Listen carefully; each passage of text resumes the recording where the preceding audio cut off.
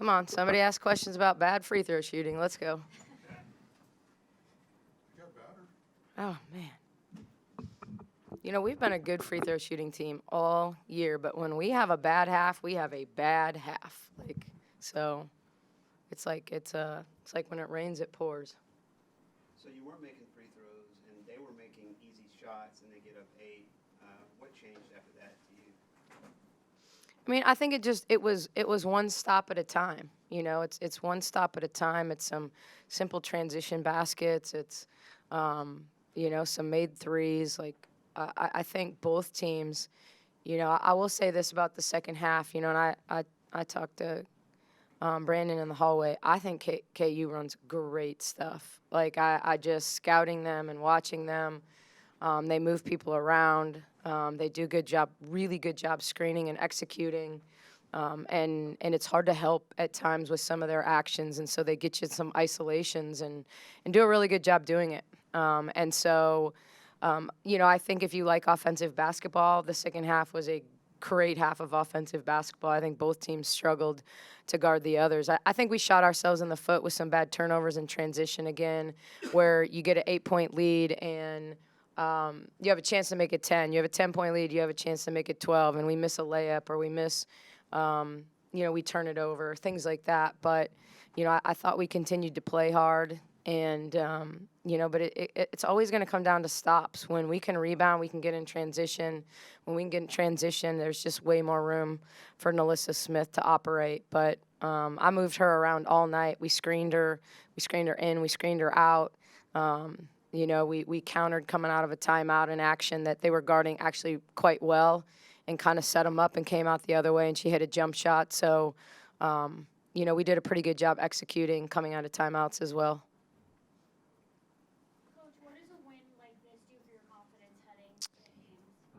Well, I mean, obviously this run started with them, and honestly, we're one basket away from, in that OU game here of being undefeated since we played them, which the game does not come down to one basket, but, I think that, we've put ourselves back into a position where, we have a chance to face off with Iowa State on Monday night, and certainly when the season started, I think most people had us 1-2 in their polls, and here we are. We're sitting there tied, and I think it's going to be a great night for women's basketball. Whether you're a Bear fan or a Cyclone fan, I got to believe with the game on ESPN and the kind of crowd that they draw, I'd be shocked if they don't have 10,000 people there. So, should be an amazing atmosphere and an amazing opportunity for our team.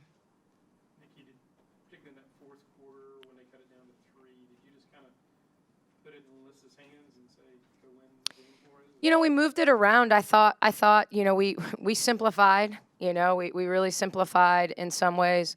We got in horns and played to the high-low. I thought Queen, made some plays, late. We had done a decent job of getting their post and foul trouble. But, certainly we got Liz in transition some. She was knocking down. She struggled to hit her jumper right at the beginning of the game, but once she made one, she was pretty smooth from that 15-foot range. So we moved her around. But, we had big shots by Jamie. I thought Jamie played well all night on both sides of the ball. I mean, she had the job of chasing Holly around all night or most of the night, and even 25, who's got such a physical advantage, on her. And so, for her to not only, have some of the toughest matchups, but to stick open shots, when we needed them, I thought she was a huge key, and it shows up in her plus minus. I was about to ask you about Jamie, that stretch midway through the third quarter. I guess that was Melissa's only assist was on the three-pointer that put you ahead, but then Jamie had that nice play on the three-point play after Caitlin had the steal. Yeah. And Caitlin had the three-point play. Talk about that kind of play and what that does for you. Yeah, well, I mean, they're just energy. I think they energized the crowd. I think they energized the team. It created separation. This is a team that, I mean, I'm a big fan of what Brandon runs. I think they run great stuff. And because of that, when you get into an execution situation, I think they're a good execution team. And so getting in one possession games, I think he's good with a clipboard in his hand. And so, I think any separation that you can create, gives your team confidence. And I thought I thought at the end, I know Queen missed one layup, but she had a 3-point play opportunity. She put one in. We just did it. We got real simple in horns. We got real simple with our horns, but they had a hard time. They had a hard time guarding that late. It was pretty good to us. So sometimes you got to stay with what's working. One of those plays, it's 75-72, and Sarah drives into the lane and then drops it off for Queen. How crucial is that to make it a two-possession game again? Yeah, I mean, huge. I mean, it just gives you it's not less pressure at the defensive end because obviously Franklin loves to probe and play against us. She was so good playing downhill. And I'm glad she was in foul trouble in the first half because she just came to play in the second half.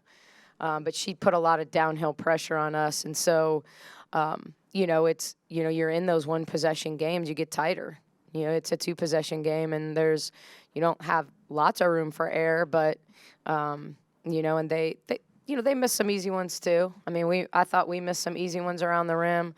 They obviously missed an easy one right there at the end of the third quarter where we made a defensive mistake on a switch, and so I just think it keeps you comfortable. It keeps you in control of the game. Coach, Jaden hit some threes in the first half that I thought were pretty critical, but it seemed like you wanted to have her keep attacking the basket. Just your thoughts on her play in the first half there.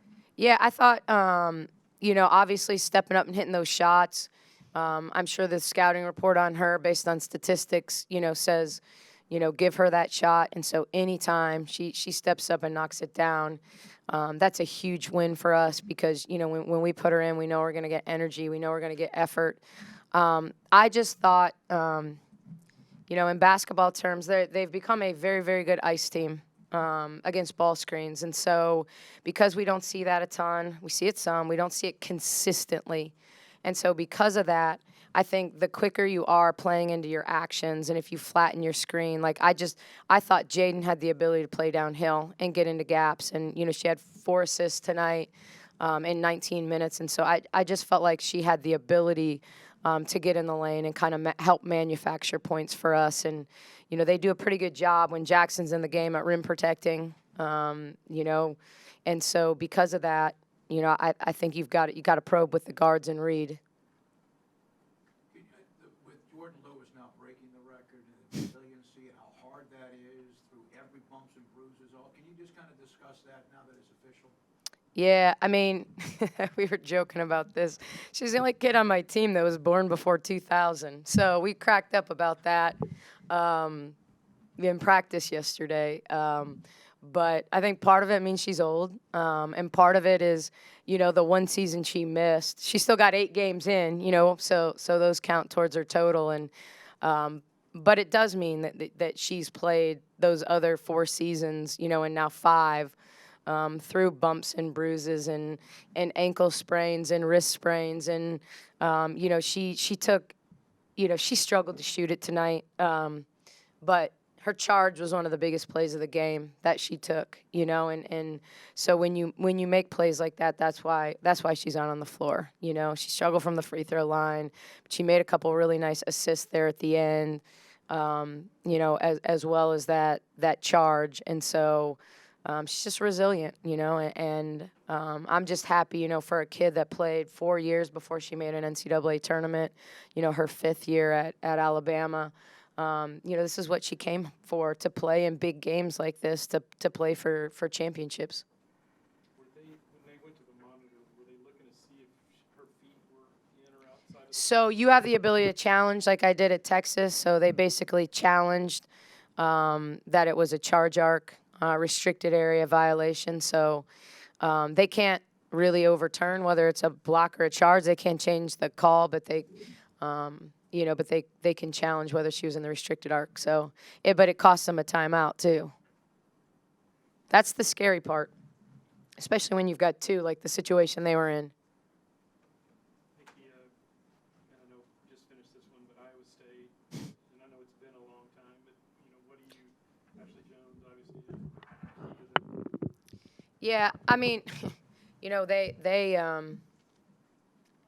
when they played at Kansas in their last game, They were 7 for 10 from 3 in the first quarter. And Ashley Jones hit 4 of them. Like, she just came out and said, this is my game, you know. And so certainly she's a huge part of what they do.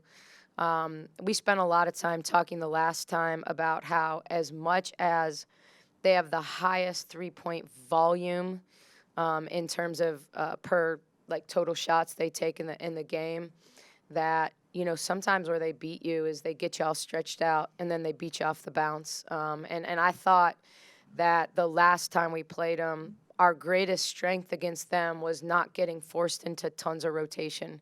We did a really good job of staying between our player and the basket, chesting them up, you know, and so now they're not playing the 2-on-1s on the backside because you're rotating. Because, man, when they start lighting it up from 3, they can beat anyone on the planet. So, you know, I think it's always going to be those two things. And then the other component is you have to feel the game out against them because they guard every opponent differently. You know, every opponent differently. They're very scout specific. They're going to give you this and not that. They're going to guard this person hard and not that person hard.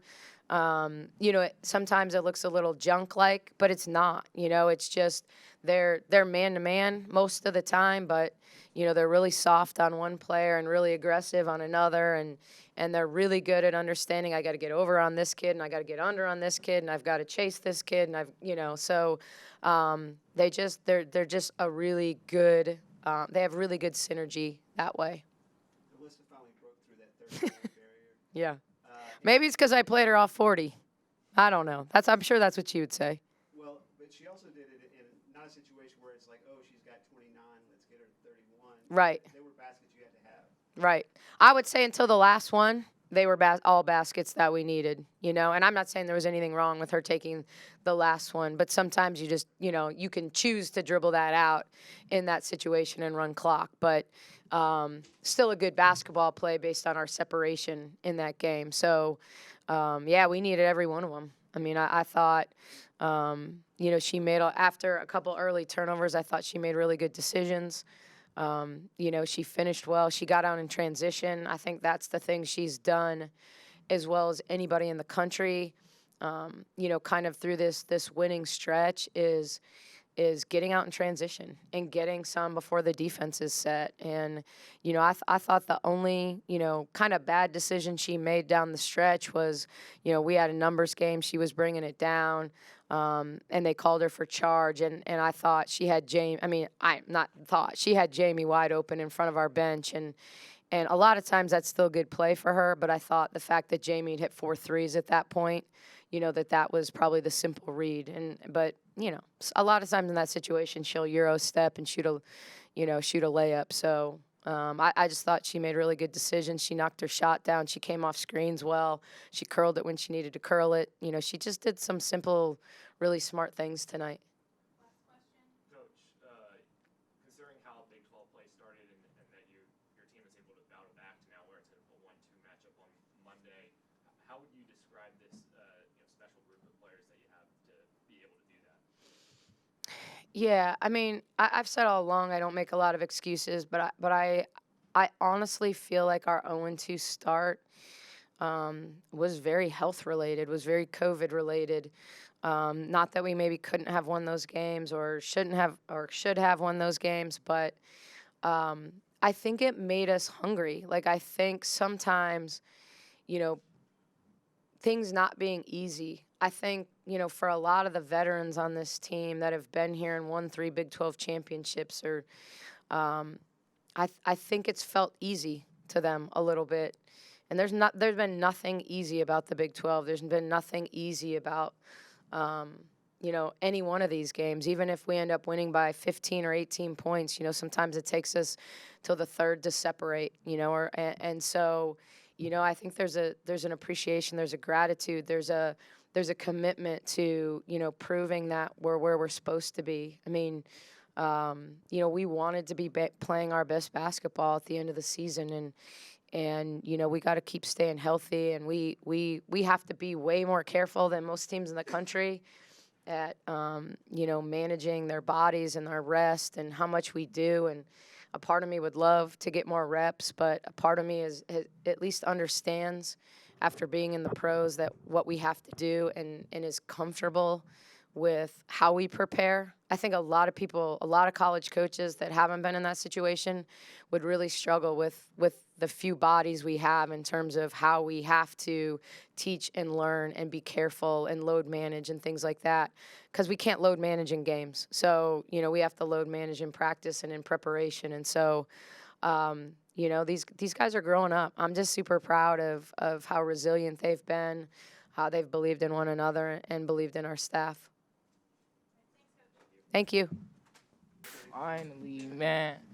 When I hit 30, I was like, please God, let me go over 30, please. Oh, I hit 31 actually, so I was hyped. Well, y'all needed them. Yeah, we did for sure.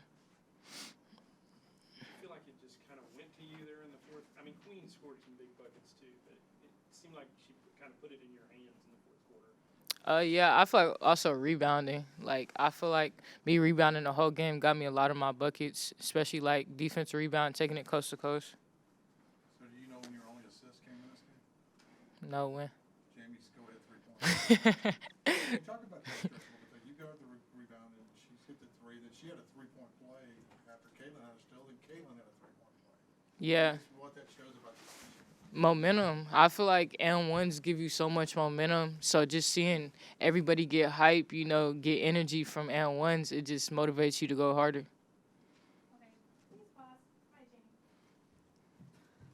Not fashionably late. Listen, I was told we were ready. Melissa, considering that y'all started out 0-2, almost 0-3, how good does it feel to be basically playing for it on Monday?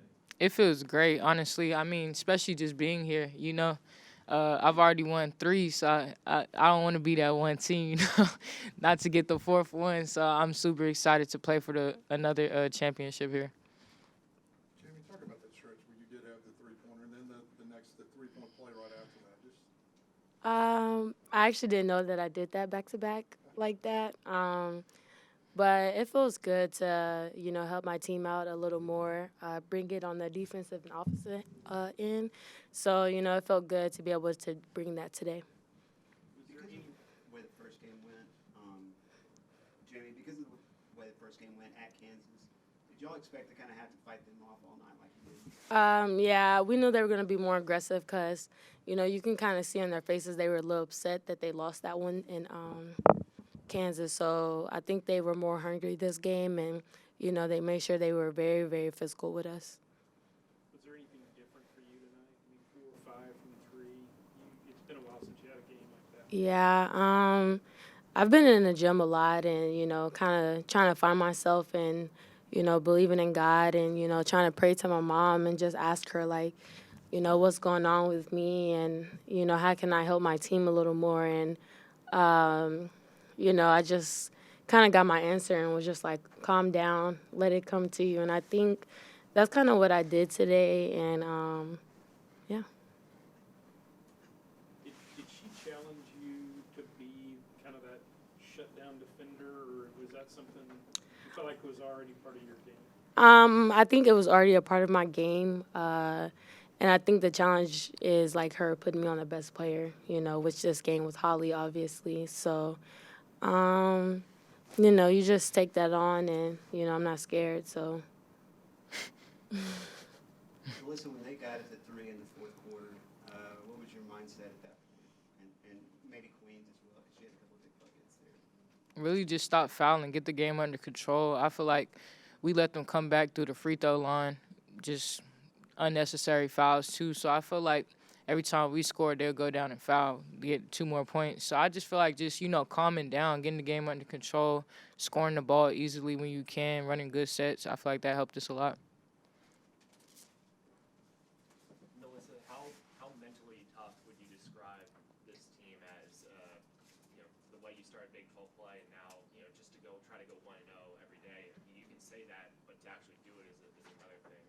I feel like we're very mentally tough. I feel like we've been through so much adversity in this program, whether it's having a new coach and having to adjust to that, to injuries, to when we had to pause for COVID. You know, Sarah's not 100%, Jay Lou's not 100%. Every night, you know, everybody has those aches and those pains, but every night you can't really tell because we're going to fight through it. So I feel like we've always been that team that's going to fight through adversity every game. Jamie, Melissa's already won 3. What does this mean for you to play? Yeah, 3. It's important to me, and you know, it's going to be one of the hardest games we'll have to play. So, I think this game we need to play our heart out. Like, you know, just go play, do what we do, and we can't get caught up in that though. You know, if we try to push for it, you'll never get it. So you just gotta let, you know, God handle what He handles, and you know, let it come to us.